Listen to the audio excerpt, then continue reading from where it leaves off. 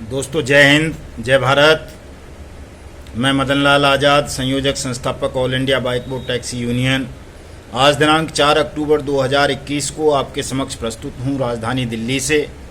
कुछ खास सूचनाएं, खास समाचार आप सब तक पहुँचाने के लिए। दोस्तों, तो सबसे पहले तो मैं आपको बाइक बोर्ड टैक्सी स्कैम के बारे में बता देता हूँ कि जो recovery writ petition all India bike board taxi union ने ऑनरेबल दिल्ली हाई कोर्ट में फ़ाइल किया हुआ था बाइक बोर्ड टैक्सी स्कैम को लेकर के, उसमें अब 11 नवंबर 2021 की सुनवाई फिक्स हुई है। और उसमें ये प्रोग्रेस है अभी कि पहले जहां सेंट्रल गवर्नमेंट, स्टेट गवर्नमेंट्स उस मामले पर रिप्लाईज फाइल नहीं कर रही थी, एफिडेविट फाइल नहीं कर रही थी, तो सेंट्रल गवर्नमेंट ने, स्टेट गवर्नमेंट ने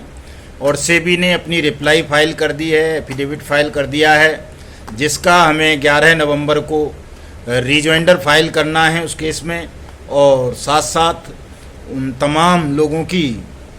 लिस्ट भी शामिल करनी है जो फाइलिंग के वक्त अपने नाम लिस्ट नहीं करा सके थे, जो बाद में यूनियन से जुड़े हैं या जो अब जुड़ेंगे 11 नवंबर तक, उन सब की लिस्ट हम ऑनरेबल दिल्ली हाई कोर्ट में रिकवरी रिट पिटीशन के रिजॉइंडर के साथ दाखिल कर देंगे। तो ये एक अच्छी प्रोग्रेस है कि कहाँ कोविड-19 की आड़ में हमारे मामले को लगातार लटकाया जा रहा था, उस पर कोई सुनवाई नहीं हो रही थी और सरकार की ओर से भी कोई रिप्लाई नहीं आ रहा था। तो अब रिप्लाई आ गया है और सुनवाई फिक्स हो गई है कि अब 11 नवंबर को हम जैसे ही रिजॉइंडर फाइल करेंगे उसके बाद अगली डेट पर कोई न कोई order honourable Delhi high court हमारे पक्ष में अवश्य ही पास करेगा, जिससे तमाम ठगी पीड़ितों को, जो भी बाइक बोर्ड टैक्सी स्कैम के पीड़ित हैं 8 लाख लोग, उनको निश्चित रूप से राहत मिलेगी। उनकी मेहनत की डूबी हुई कमाई उनको वापस प्राप्त होगी। दोस्तों, मैं आपसे तमाम साथियों से अपील करना चाहता हूं कि जो भी साथी बाइक बोर्ड टैक्सी स्कैम का, जीआईपीएल का या जीआईपीएल से संबंधित दूसरी कंपनीज थी, उनकी ठगी का शिकार हुआ है और उसने अभी तक ऑनरेबल दिल्ली हाई कोर्ट में चल रही रिकवरी रिट पिटीशन को ज्वाइन नहीं किया है, तो वो तमाम साथी यूनियन के माध्यम से इस रिकवरी रिट पिटीशन को ज्वाइन कर लें, ताकि आप सब की डूबी हुई मेहनत की कमाई आपको जल्दी से जल्दी मैं ब्याज के, मैं जुर्माने के वापस मिल सके। दोस्तों, दूसरी खबर हेलो टैक्सी स्कैम के विषय में थी कि उसमें जो ये अक्यूज्ड हैं, चारों जो जेल में बंद हैं, सुंदर भाटी, डेजी मेनन, राजेश महतो और सरोज महापात्रा, उन चारों की जो बेल की कार्रवाई चल रही थी, वो बेल मांग रहे थे, उन सब की बेल खारिज हो चुकी हैं। और इसमें अब ईओडब्ल्यू ने चालान फाइल कर दिया है, उस पर डेट फिक्स होनी है हियरिंग की, अभी जल्दी वो हो जाएगी। और जैसा कि मैं पहले भी बता चुका हूँ कि ऑनरेबल दिल्ली पुलिस आयुक्त ने और दिल्ली के मुख्यमंत्री ने बाइक बोर्ड टैक्सी स्कैम के मामले में, हेलो टैक्सी स्कैम के मामले में, राधा माधव कॉरपोरेशन लिमिटेड के मामले में, Blue Fox Motion Picture Limited के मामले में, स्ट्रीट हॉक के मामले में और हमारा वाहन स्कैम के मामले में अनियमित जमा योजना पाबंदी कानून 2019 की धाराओं को ऐड करने के आदेश पारित कर दिए हैं। ये धाराएं जुड़ते ही मुकदमों में और जैसे ही दिल्ली में स्पेशल अथॉरिटी और स्पेशल कोर्ट का गठन हो जाएगा, वैसे ही 180 वर्किंग डेज में इसमें ट्रायल कंप्लीट होगा और आपके पक्ष में निश्चित रूप से कोर्ट का आदेश आएगा कि राज्य सरकार आपके पैसे को वापस करें। दोस्तों, अनियमित जमा योजना पाबंदी कानून को लेकर के जो हम इतना संघर्ष कर रहे हैं, आंदोलन चला रहे हैं, वो इसीलिए चला रहे हैं क्योंकि इस कानून के तहत जब कार्रवाई आरंभ होगी तो ये निश्चित हो जाएगा, ये तय हो जाएगा कि 180 कार्य दिवस के अंदर अंदर राज्य किसी भी ठगी पीड़ित का पैसा वापस करेगा, चाहे वो ठगी पीड़ित Bike Board, Hello Taxi, Top Ride, Radha Madhav Corporation Limited, Blue Fox Motion, Street Hawks, Hamara Vahan, PACL, Sahara India, Adarsh cooperative society, Lokhit, KBCL, JKB, Vaya India, Ramel, Prayag, शोरगेन, जिसका भी होगा, जिस भी ठग कंपनी ने या ठग सोसाइटीज़ ने आपकी मेहनत की कमाई को हड़पा है, तो आपकी मेहनत की कमाई वापस करने की जिम्मेदारी राज्य सरकार की होगी यदि अनियमित जमा योजना पाबंदी कानून 2019 लागू हो जाता है तो हमारी इसीलिए इस पर इतनी वो हम कर रहे हैं, मशक्क़त जो कर रहे हैं, संघर्ष जो कर रहे हैं कि जल्दी से जल्दी ये कानून लागू हो। और दिल्ली में ये कानून लागू होने के कगार पर है, उम्मीद है जल्दी ही नोटिफिकेशन हो जाएगा कंपिटेंट अथॉरिटीज़ के लिए और डेजिग्नेटिंग कोर्ट के लिए और स्पेशल इन्वेस्टिगेशन एजेंसीज़ के लिए। और जब ये कानून लागू होगा तो Bike Bot, Hello Taxi, Top Ride, Radha Madhav Corporation Limited, Street Hawks, Hamara Vahan, blue Fox motion और जो ये गोवे का है, हेलो राइड का है, साइंस सिटी का है, फ्यूचर मेकर का है, वाया इंडिया का है, कैची पिक्सल का है, केबीसीएल का है, लोकहित का है, जेकेबी का है, जो इस तरह के मामले हैं जो मल्टी स्टेट स्कैम हैं, वो तमाम स्कैम्स ऑटोमेटिकली सीबीआई जांच के लिए रेफर हो जाएंगे, उनमें सीबीआई जांच भी आरंभ हो जाएगी। तो जो दो दुष्ट किस्म के ऑफिसर्स जिन्होंने इन स्कैम्स को प्रोटेक्शन दिया, ठगों को प्रोटेक्शन दिया, जो अभी भी खुली हवा में सांस ले रहे हैं, जेलों में नहीं जा रहे, उनकी चल अचल संपत्ति सीज नहीं हुई है, वो सब जेलों में जाएंगे, उनकी चल अचल प्रॉपर्टीज सीज होंगी और आपका पैसा बहुत सरलतापूर्वक आप सबको वापस मिल जाएगा। इसलिए मैं तमाम साथियों से ये अनुरोध करता हूँ कि अभी सड़क पर कोई हमारा बड़ा आंदोलन नहीं होना है, छिटपुट आंदोलन हमने करने हैं। अक्टूबर में ही एक आंदोलन, यदि अक्टूबर में दिल्ली सरकार, केजरीवाल सरकार दिल्ली में अनियमित जमा योजना पाबंदी कानून 2019 के तहत स्पेशल कोर्ट, स्पेशल अथॉरिटी का गठन नहीं करती है तो हम दिल्ली सरकार के खिलाफ भी एक धरना प्रदर्शन करेंगे इसी अक्टूबर के महीने में निश्चित रूप से। और यदि कर देती है सरकार तो बहुत अच्छी बात है, हमें कोई दिक्कत नहीं है, हमको कोई शौक़ नहीं है कि सड़कों पर लड़ें, सड़कों पर अपनी ऊर्जा नष्ट करें। हम कोर्ट कचहरी के माध्यम से ही, कानून के माध्यम से ही न्याय प्राप्त करना चाहते हैं, वो कर लेंगे। तो ये कार्यक्रम रहेगा। उसके अलावा जो जिन साथियों ने भी अभी तक अनियमित जमा योजना पाबंदी कानून 2019 के क्रियान्वयन की मांग को लेकर अथॉरिटीज़ को, सरकार को, कोर्ट्स को मेल नहीं भेजे हैं, वो तमाम साथी मेल भेज देंगे। फेसबुक का मैं लिंक दे दूंगा, मेरी फेसबुक आईडी पर आप देखेंगे बहुत सारे मेल ड्राफ्ट अलग अलग कंपनीज़ के पड़े हुए हैं, उनको ले लेंगे। आप जिस भी कंपनी से संबंधित हैं अपनी कंपनी के मेल ड्राफ्ट की कॉपी करके आप उसको अपना नाम, पता और कॉन्टैक्ट नंबर भेज देंगे। दूसरा, पीएसीएल वाले साथी और आदर्श क्रेडिट कोऑपरेटिव सोसाइटी वाले साथी, चूँकि इन दोनों मामलों में बहुत कम मुकदमे दर्ज हुए हैं, बहुत कम शिकायतें हैं, बहुत कम क्लेम हैं। अभी तक स्थिति ये है कि सेबी तक में लोगों ने आवेदन फाइल नहीं किया है, जबकि सुप्रीम कोर्ट का आदेश आए हुए 5 साल हो चुके हैं पीएसीएल के मामले में। तो मैं सभी साथियों को बताना चाहूँगा कि वो अपना अपना आवेदन सेबी को अवश्य भेज दें, चाहे उनके 2000 रुपये की है, चाहे 5000 हैं, चाहे 7000 हैं, चाहे 10,000 हैं, चाहे 10 लाख हैं, जितने भी हैं आप अपना आवेदन अवश्य भेज दें, सेबी एक्सेप्ट करे या न करे। साथ साथ मेरी फेसबुक आईडी पर मैंने एक एप्लीकेशन ड्राफ्ट करके डाली है, उसका लिंक मैं यहाँ दूंगा, आप वहाँ से जा कर के उस एप्लीकेशन को कॉपी करेंगे फेसबुक से। उसमें नीचे अपना नाम, अपने पिताजी या पति का नाम, अपनी एज, अपना एड्रेस, अपना कॉन्टैक्ट नंबर, आपके साथ कितने रुपए की ठगी पीएसीएल कंपनी ने की है, आपका अपलाइनर कौन था या किस कारण से, किस वजह से, कैसे आप पीएसीएल के संपर्क में आए और कैसे उसने आपको झांसा दिया और क्यों आपने अपनी मेहनत की कमाई उसमें लगा दी, ये डिटेल भर करके उसी लेटर को एज इट आप अपने इलाके के थाना अधिकारी, अपने इलाके के एसपी, अपने इलाके के डीएम, अपने राज्य के मुख्यमंत्री और अपने राज्य के पुलिस महानिदेशक को बाई डाक भेज देंगे, ताकि आपकी शिकायत दर्ज हो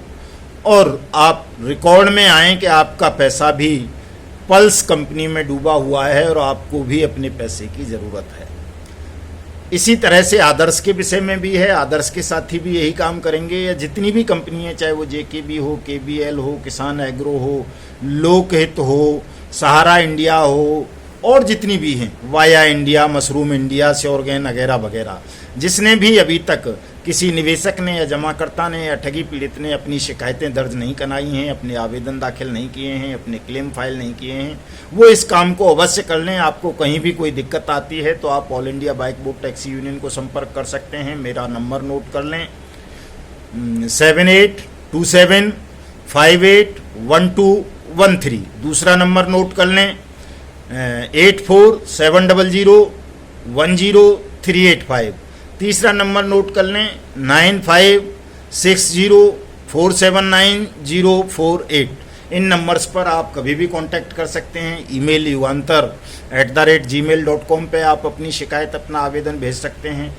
तो आपको जो भी आपकी समझ में नहीं आ रही है बात, वो चीज़ समझा दी जाएगी। और सबसे बेहतर तो ये रहेगा कि आप सीधे सीधे all India bike board taxi union की विधिवत फीस दे करके मेंबरशिप ले लें, तो आपकी कोई सर्दी नहीं है। फिर जो भी कानूनी कार्रवाई करनी है वो all India bike board taxi union आपकी तरफ से कानूनी कार्रवाई करेगी और आपकी मेहनत की डूबी हुई रकम को निश्चित रूप से आपको मैं जुर्माने के, मैं ब्याज के, मैं हर्जे खर्चे के आपको वापस दिलाएगी। ये हमारी ड्यूटी है, हमारी गारंटी है, यदि आप all India bike board taxi union की मेंबरशिप ले लेते हैं तो। दूसरा साथियों, मैं आपसे अपील करना चाहूँगा कि जो भी साथी किसी भी ठग स्कीम का आप शिकार हुए हैं, 1 बार हुए हैं, 2 बार हुए हैं, 4 बार हुए हैं या 10 बार हुए हैं, आप तमाम साथी अपनी सोशल मीडिया पर आईडी बना लें, फेसबुक पर, ट्विटर पर, व्हाट्सएप पर। तो जो हमारा युवांतर न्यूज़ ट्विटर हैंडल है, जो अनियमित जमा योजना पाबंदी कानून 2019 को लेकर विशेष अभियान चला रहा है, उसको तमाम साथी फॉलो करें। हमारे न्यूज़ चैनल युगांतर न्यूज़ को सब्सक्राइब कर लें, चूँकि ये सोशल मीडिया ही आपकी और हमारी ताकत है। और हम जितने ज़्यादा लोग आपस में कनेक्ट होंगे, जुड़े होंगे, संगठित होंगे, उतना बेहतर प्रभाव सरकार पर और अदालतों पर और अन्य इन्फोर्समेंट एजेंसीज़ पर आपका पड़ेगा। चूँकि आप थोड़े से लोग हैं, अभी 1000-1500 लोग इकट्ठे हुए हैं हम, और 100 लोग भी नियमित रूप से ऐसे नहीं हैं जो ट्वीट वगैरह करते हों या फेसबुक पर सक्रिय रहते हों, लेकिन थोड़ा थोड़ा करके काफ़ी लोग हो गए हैं और 400-500 प्रतिदिन के ट्वीट होने लगे हैं। तो उससे सरकार पर, गवर्नमेंट एजेंसीज़ पर एक दबाव बन रहा है, सार्थक प्रभाव पड़ रहा है और तमाम एजेंसीज आपके मामले को लेकर गंभीर होती जा रही हैं, सक्रिय होती जा रही हैं और ठगों के खिलाफ, ठग कंपनीज के खिलाफ लगातार कार्रवाइयाँ हो रही हैं। उनकी प्रॉपर्टीज़ को सीज किया जा रहा है, वो नीलाम भी होंगी और आपका पैसा भी मिलेगा। किसी भी साथी को तनाव लेने की बिल्कुल भी आवश्यकता नहीं है। आप ये छोटे छोटे से काम साथियों अवश्य कर लें, ताकि आपको किसी पेड मीडिया के ऊपर आश्रित ना रहना पड़े, किसी धन पशु के ऊपर आश्रित ना रहना पड़े, किसी पॉलिटिकल पार्टीज़ के ऊपर डिपेंड ना होना पड़े, किसी सत्ता में बैठे हुए ठगों के ऊपर आश्रित ना रहना पड़े। चूँकि आप देख रहे हो, हमारे लाखों साथियों ने जो ठगी पीड़ित हैं, जमाकर्ता हैं, निवेशक हैं, अब तक आत्महत्याएं कर ली हैं।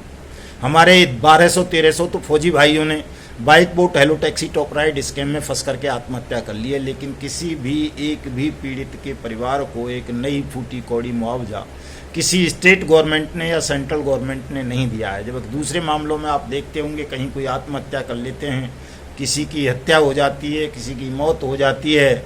तो वहाँ सरकारें तमाम लोगों को मुआवजा देती हैं, चूँकि वो उन्हें लगते हैं कि वो उनके वोट हैं। यदि उन्होंने उनको मुआवजा नहीं दिया, उनको न्याय नहीं दिया, उनका पैसा नहीं दिया, तो लोग उन्हें वोट नहीं देंगे। तो दोस्तों, ये छोटी सी बात आपको समझनी है कि आप भी अगर वोटर हैं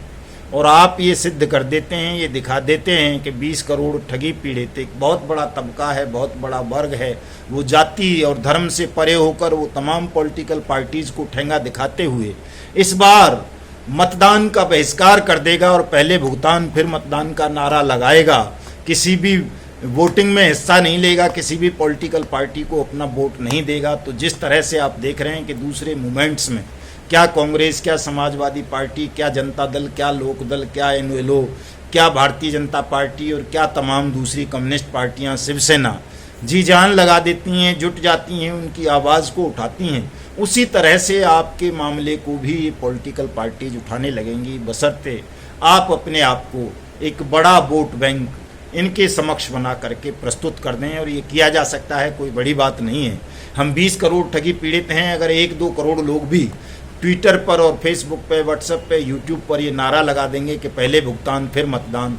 तो चाहे वो प्रधानमंत्री हों, चाहे विपक्ष के नेता हों, वो तमाम लोग आपके कदमों में होंगे। क्योंकि आपने देखा कल की लखीमपुर खीरी की जो दर्दनाक घटना हुई, किसानों के ऊपर जो गृह राज्य मंत्री भारत सरकार के बेटे ने गाड़ी चढ़ाई, 4 किसानों को मार दिया, और जो 4 उनके पक्ष के मरे भारतीय जनता पार्टी के कार्यकर्ता, वो भी किसानों के ही बच्चे थे। इसलिए मैं तो ये कहूँगा कि वो 8 जो हत्याएं हुई,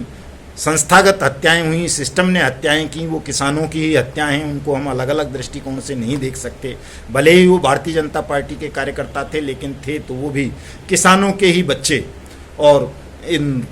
सत्ता के भूखे भेड़ियों ने आपस में किसानों को इस तरह लड़ा दिया है कि कहीं किसान का बेटा पुलिस बनकर किसान आंदोलनकारी पर गोली चलाता है, तो कहीं किसान का बेटा गुंडा बनकर किसान आंदोलनकारियों पर गाड़ी चढ़ा देता है। ये बड़ी दुर्भाग्यपूर्ण स्थिति है। गृह युद्ध की विभीषिका की तरफ जो सत्ताधारी, सत्ता के भूखे भेड़िए देश को ले जा रहे हैं, ये स्थिति बहुत भयावह है, खतरनाक है। इसको रोकना है साथियों, देश को बचाना है। आपको अपनी मेहनत की डूबी हुई कमाई को वापस पाना है, तो आपको अपना संगठन बनाना पड़ेगा और अपनी ईमानदारी के साथ, अपनी मेहनत के साथ इस पहले भुगतान फिर मतदान के नारे को आगे बढ़ाना होगा। अनियमित जमा योजना पाबंदी कानून 2019 को लागू करवाने के लिए आप तमाम साथियों को हमारे ट्विटर अभियान से, हमारे सोशल मीडिया अभियान से और all India bike board taxi union से जुड़ना होगा, ताकि जल्दी से जल्दी हम सबको राहत मिल सके, हमारी मेहनत का डूबा हुआ पैसा वापस मिल सके, और हम अपने राष्ट्र को, अपने धर्म को, अपने कानून को, अपने सत्य को, अपने न्याय को इन दुष्टात्माओं से, शैतानों से और ठगों से बचा सकें। तो साथियों, मैं पुनः आपसे अपील करूंगा कि तमाम साथी जागरूक रहें, संगठित हों और संगठित होकर के इस अभियान को चलाएं। कल कुछ सहारा इंडिया के साथी पीएम हाउस का घेराव करने के लिए आ रहे हैं, तो जो भी साथी दिल्ली के आसपास के हैं, उन तमाम साथियों को आना चाहिए और हमें अपने सहारा इंडिया के विक्टिम साथियों का सहयोग करना चाहिए। मैं स्वयं कल उन साथियों के साथ रहूँगा और जितनी भी ताकत, जितनी भी बुद्धि मेरे अंदर है, मैं अपने साथियों को वो ताकत और अपनी बुद्धि दूंगा और उनकी मेहनत की डूबी हुई रकम को वापस दिलाने का प्रयास करूंगा। जय हिंद, जय भारत।